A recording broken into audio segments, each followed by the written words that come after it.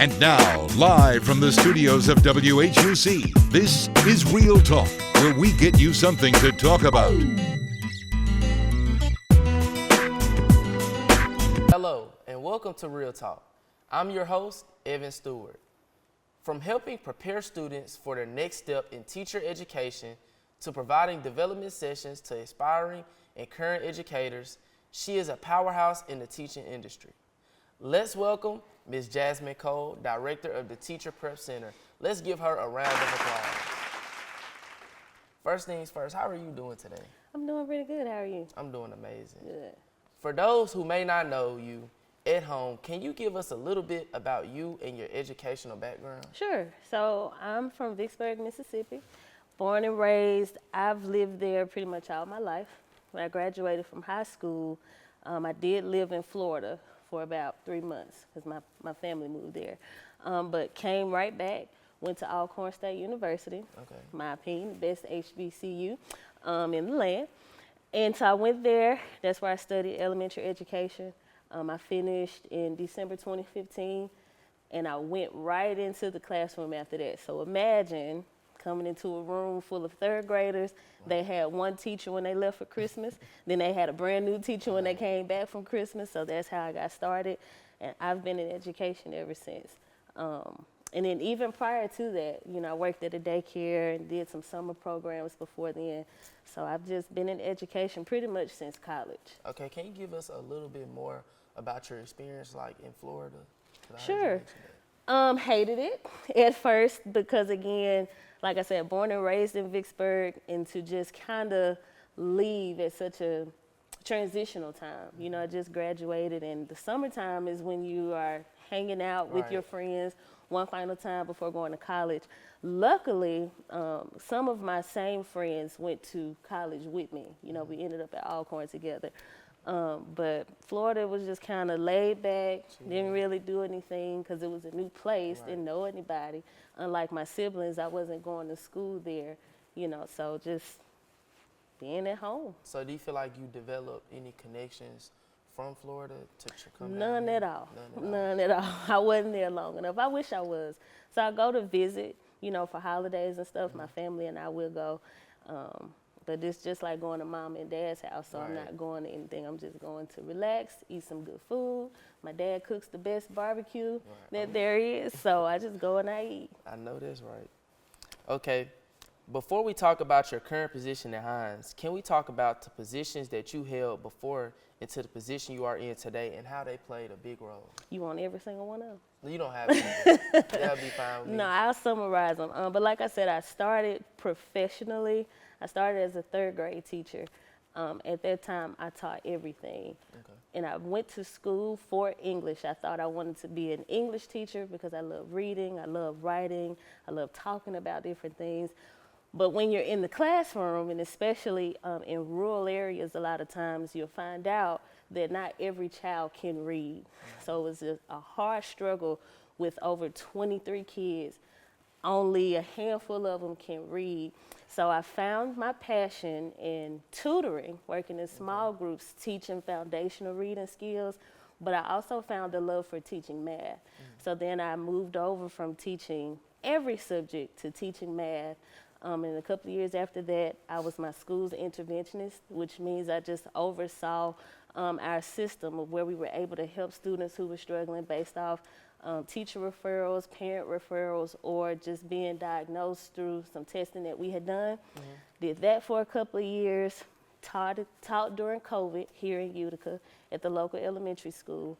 And then went back to Vicksburg, and I was the lead teacher there at another school for about a couple of years, which allowed me to not only help students, but I was kind of like this bridge between school leadership, school administration, and teachers. So I kind of had my hand in everything. So I was supporting the principal, and I was supporting the teachers, and I was supporting the students, and I was supporting the family. It was a lot. And so that's what I did. And lastly, before coming here, I was an educational consultant. And I still kind of do some things on the side when time is available. But I was a full-time consultant, being able to travel to different districts, doing what I do best, regardless of any role that I serve, I love working with students and just building their foundation and just helping them grow. Okay, let's talk about, you just said that you were a consultant. So what were some challenges that you faced while becoming a consultant?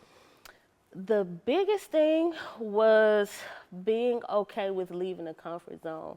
I'm not sure how many teachers or educators you know personally in your life, but what I've found is when you're going into education, for the most part, your mind only thinks about either being in the classroom or being the principal, something inside of a school. And it gets comfortable. It's the same thing every day. You know what to look for.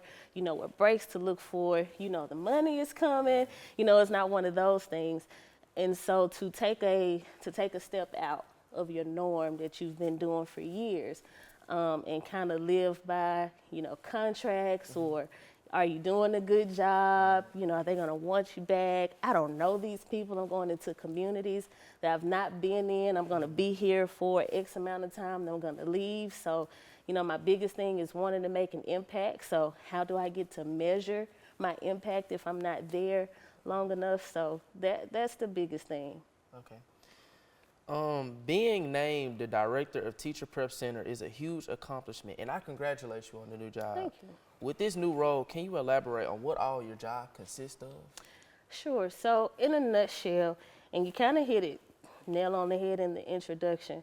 So for the students here at Hinds, if you're any student interested in going into education, as a student here at Hinds, my job and my role is to just come alongside you and make sure you understand what's expected of you when you get ready to graduate from your 4-year college or university to become a teacher. Because a lot of students don't come into a full knowledge of that until they're like juniors or so. And by that time, it's a whole lot of things you could have done before then. One of those things is passing a specific exam known as the Praxis. You can take that as a freshman, as a senior in high school or whatever, because it's just like the ACT. So helping to provide resources to be successful on that exam. Also developing a mentorship and a network of young and old teachers so that, you know, as a college student, your first time in the classroom is not student teaching. You know, you get the opportunity to be in the classroom, to talk with teachers, to kind of get a real insight and outlook of what the job looks like. So that's Hinds related.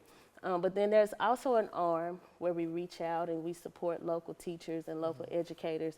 And so we do that through a workshop, which we have our first one coming up this Saturday, and then other professional development opportunities.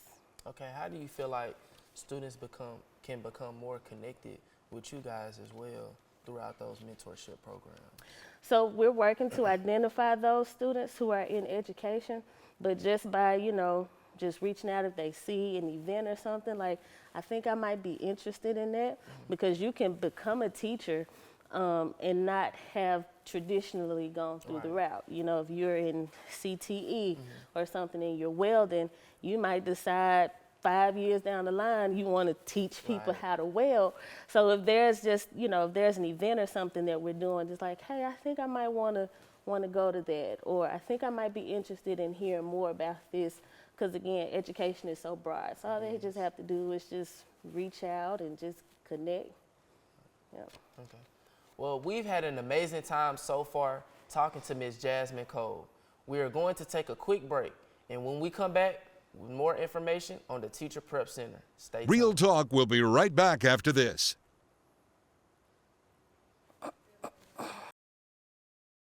Greetings, wonderful students of Hinds Community College, Utica Campus.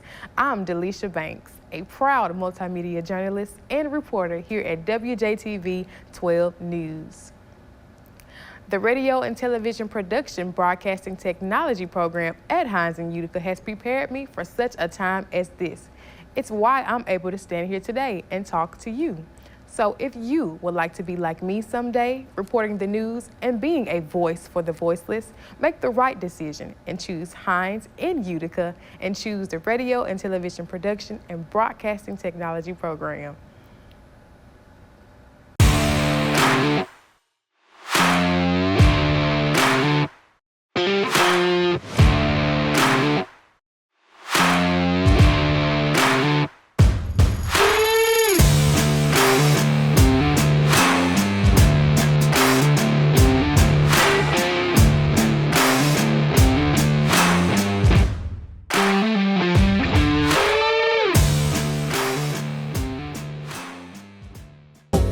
Talk continues.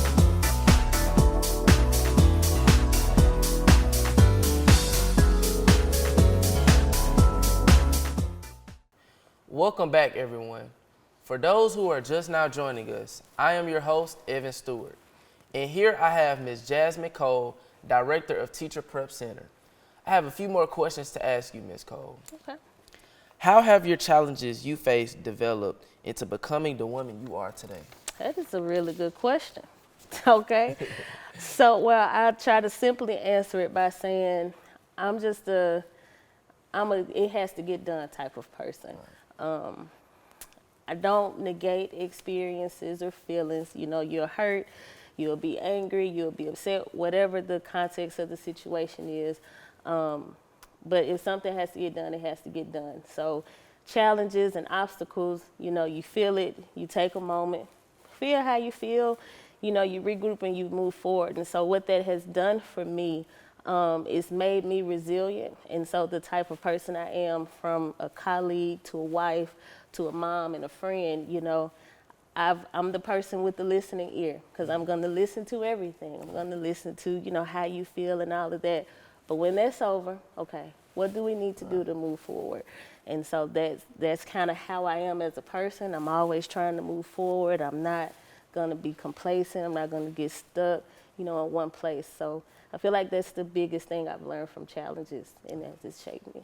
Okay, so from starting off until where you are now, did you always have that mindset, or did it come over time? I think I've always had it, and it's just kind of grown. Both my parents are the oldest of all their siblings, and then I'm the oldest of my siblings. And so you kind of just have this leadership, this drive to make sure things get done, because there's less room for excuses, as there are other people. And then it's also with who you surround yourself with. So I think it helped that I've always had pretty decent friends every step of the way. And so even though some of those friends are not the same friends I have now, I've always made it my just my goal that the people that I hang with, people that I call and reach out to, be it friends, mentors, that they're people that I can lean on to make sure that I don't get stuck, you know, so. Okay. What would you say is the hardest part of your job as you mentor future and current educators? To be completely honest, to make sure the hardest part is to trust myself to be for them what I haven't always had. And so I do have and have had some excellent mentors. I have a couple of people that if I were to call them right now on this set, they would answer. But I do also know what it's like to not have that person, not have that support, not really know what to do, not having that confidence in trying to figure it out on your own.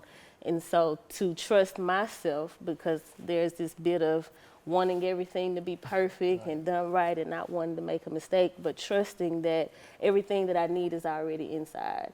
And so letting that be enough to help guide these future educators. Okay. How can other students who have the same passion get more involved in the community and become successful? Just ask questions, just reach out. With social media, TikTok, YouTube, Google, is no reason to not know. So find out, what's going on your campus, not even just with, the Teacher Prep Center, but what's going on with campus, that you can help get involved in, that helps you, grow, build your speaking skills, build your people skills, because education is about being able to work with people, small and old, being involved in your community. So what's going on in your community that you can get involved in. And then, like I said, use your resources, use technology to see how is it being done, in other places, because you're not limited to where you came from or from where you are or to where you are right now. The world is a big place. Right. So maybe you want to go teach in Dubai when you finish. You might want to start looking now, like, what does life in Dubai look like? Right. So that's my encouragement. Okay. I would like to thank you, Ms. Cole, for taking time out of her busy day to sit down and talk to us about her new position at Hinds and how this can shape current and future educators. Remember to follow us on Facebook at Radio and Television Production and subscribe to our YouTube channel to keep up to date on all stories surrounding Hinds. You're watching Real Talk. Until next time.